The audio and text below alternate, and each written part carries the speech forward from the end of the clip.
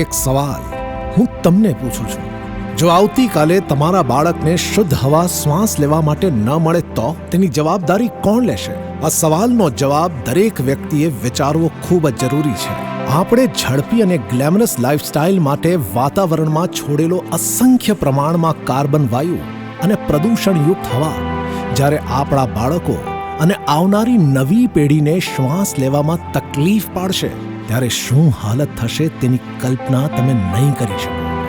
આ સળગતા પ્રશ્નનો એકમાત્ર જવાબ છે અસંખ્ય માત્રામાં વૃક્ષારોપણ. વૃક્ષ માત્ર છોડ નથી, તે પૃથ્વીનું પ્રાણ છે. જ્યાં વૃક્ષ છે ત્યાં જીવન છે, શ્વાસ છે અને ભવિષ્ય છે. વૃક્ષો આપણને ઓક્સિજન આપે છે અને પ્રદૂષણ શોષી લે છે, વરસાદ લાવે છે, ધરતીને શીતળ રાખે છે. જ્યારે એક વૃક્ષ કપાય છે ને ત્યારે માત્ર લાકડું નથી કપાતું, અસંખ્ય સપનાઓ, શ્વાસ અને ભવિષ્ય કપાય છે. વૃક્ષો વિના હવા ઝેરી બને છે, ધરતી તપે છે, વરસાદ રૂઠે છે અને માનવ જીવન અસુરક્ષિત બની જાય છે. આજે આપણે જે ગરમી, પ્રદૂષણ, બીમારીઓ અને કુદરતી આફતોનો સામનો કરી રહ્યા છે તે આપણા દ્વારા કરાયેલા વૃક્ષોના વિનાશનો મૌન જવાબ છે. એક વૃક્ષ વાવવું એટલે માત્ર બીજ વાવવું નહીં, પરંતુ એક જીવનને જન્મ આપવા બરાબર વાત છે. એક પરિવારને શુદ્ધ હવા આપી અને આવનારી પેઢીને જીવવાનો અધિકાર આપવા સમાન આ વિચાર છે. આવો વિચાર તો ઘણા બધા લોકોને આવે છે, પરંતુ વિચાર કર્યા પછી આ દિશામાં કાર્ય થવું એ પણ ખૂબ મહત્વપૂર્ણ છે. અને આ કાર્યની શરૂઆત કરનાર તુલસીભાઈ માંગુકિયા, હીરાદાદા કાકડિયા અને વિપુલભાઈ સાવલિયા, જેમને પર્યાવરણ અને વૃક્ષો પ્રત્યે ખૂબ જ પ્રેમ અને લાગણી હોવાથી સતત 365 દિવસ એક પણ રજા રાખ્યા વિના આ કાર્યને પોતાના એકલા હાથે ઘણા લાંબા સમયથી કરવાનું શરૂ કર્યું.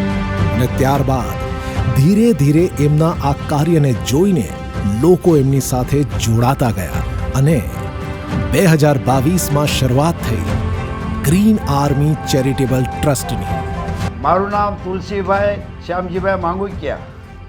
હું જ્યારે 6થા ધોરણમાં ભણતો તો એ વખતે વૃક્ષ વિશે મને બધું સમજાવવામાં આવેલું અને એ હું થોડું સમજતા મારા પિતાજી એ વખતે વૃક્ષો વાવતા અને ગામમાં પણ ઘણી વાડીએ વૃક્ષો વાવતા ત્યારે હું જોતો કે આ શું કરે છે. તો એમાંથી મને પ્રેરણા મળી. મને આ વૃક્ષારોપણનું જે કાર્ય કરવાનું છે એમાં અતિશય પ્રેમ, નિષ્ઠા અને શ્રદ્ધા હતી. તો આજ સુધી મેં એ વૃક્ષારોપણનું કાર્ય છોડ્યું નથી અને છોડવાનું પણ નથી. મારું નામ હીરાભાઈ ગોરધનભાઈ કાકડિયા અને અમે સ્વાધ્યાય કરતાં 12 જુલાઈથી 2012થી અમે ઝાડ વાવતા. દર વર્ષે 15-20 ઝાડ વાવી દેતો હું બધાને. અને એમાંથી મને એમ લાગ્યું કે હું અને એક સુરેશભાઈ કપૂરિયા અમે બે બધાને 12 જુલાઈ ઝાડ વાવી દઈ. અમને આ બધાનો સંઘ મળ્યો અને સંઘથી અમે કામ કર્યું. મારું નામ વિપુલ મગનભાઈ સાવલિયા છે. ઘણા શહેરોમાં ખૂબ પ્રદૂષણ ફેલાતું હતું અને લોકોને માસ્ક પહેરવાની જરૂર પડતી હતી. તો મને એવી ચિંતા રહેતી કે યાર ક્યારેક આપણા શહેર એટલે કે સુરતની અંદર આવું થશે તો આપણા બાળકોનું શું થશે. તો એ વિચારને લઈ અને મેં મારી સોસાયટીની આજુબાજુ વૃક્ષો લગાવવાનું ચાલુ કર્યું. એ રીતે આગળ વધતા બધા હીરાદાદા અને તુલસીદાદાને બધા સાથે મળ્યા અને અમે ગ્રીન આર્મીની સ્થાપના કરી. વર્ષ 2022માં રજિસ્ટર થયેલ ગ્રીન આર્મી ચેરિટેબલ ટ્રસ્ટ એક એવી સંસ્થા છે જે માત્ર વૃક્ષો વાવતી નથી, પરંતુ ધરતીને જીવન આપવાનું કાર્ય કરે છે. પર્યાવરણના સંરક્ષણ અને સમાજમાં હરિયાળી ફેલાવવાના મિશન સાથે ગ્રીન આર્મી સતત કાર્યરત છે. ગ્રીન આર્મી ચેરિટેબલ ટ્રસ્ટનો એકમાત્ર ઉદ્દેશ છે એક વૃક્ષનો ઉછેર બરાબર એક બાળકનો ઉછેર. સુરત શહેરના વરાછા રોડ, પૂણા ગામ, ગોડાદરા, મહારાણા પ્રતાપ ચોકના તમામ રોડ, ભારત કેન્સર હોસ્પિટલ રોડથી રેલવે સ્ટેશન સુધી, રિંગ રોડ, સાલાસર ગેટ રોડથી કડોદરા સુધી, કામરેજ, શેખપુર, વેલંજા, જહાંગીરપુરા, પાલ, અડાજણ, વેસુ, અઠવાલાઇન્સ, અલથાણ, પાંડેસરા અને સચીન જેવા અનેક વિસ્તારોમાં ગ્રીન આર્મી ચેરિટેબલ ટ્રસ્ટ દ્વારા મોટા પાયે વૃક્ષારોપણ કરવામાં આવ્યું છે.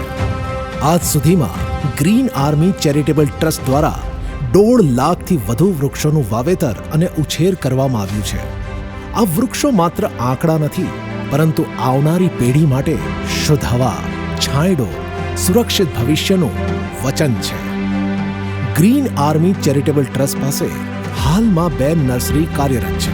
પહેલી નર્સરી મોટા વરાછા ઉત્તરાણ ગામ ખાતે લેક ગાર્ડનની બાજુમાં, જ્યારે બીજી નર્સરી લેન્ડમાર્ક માર્કેટની પાછળ અભિમન્યુ ગાર્ડનમાં સ્થિત છે.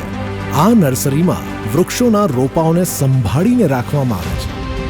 વૃક્ષારોપણની કામગીરીને સુચારુ બનાવવા માટે ગ્રીન આર્મી પાસે 2 ટ્રેક્ટર, 5000 લીટર ક્ષમતાવાળા 2 પાણીના ટેન્કર, 1 અશોક લેલેન્ડ ટેમ્પો અને 2 ઇલેક્ટ્રિક ટેમ્પા જેવી તમામ જરૂરી સાધન સામગ્રી ઉપલબ્ધ છે. ગ્રીન આર્મી ચેરિટેબલ ટ્રસ્ટ જે વૃક્ષોનું રોપણ કરે છે, તેના રોપા આંધ્રપ્રદેશથી લાવવામાં આવે છે અને આ રોપાની સરેરાશ ઊંચાઈ 10 થી 12 ફૂટ હોય છે. આ કારણે વાવેલા વૃક્ષો ઝડપથી વિકસે છે અને લાંબા સમય સુધી ટકી રહે છે. આ સમગ્ર હરિયાળી અભિયાન પાછળ અંદાજિત 300 જેટલા ગ્રીન સૈનિકો એટલે કે સ્વયંસેવકો દિવસ રાત નિસ્વાર્થ રીતે કાર્ય કરી રહ્યા છે. તેમની મહેનત અને સમર્પણથી ગ્રીન આર્મીનું કાર્ય સતત વિસ્તરી રહ્યું છે. ગ્રીન આર્મી ચેરિટેબલ ટ્રસ્ટ દ્વારા કરવામાં આવતી તમામ કામગીરી દાન આપતા દાતાઓના સહયોગથી શક્ય બને છે.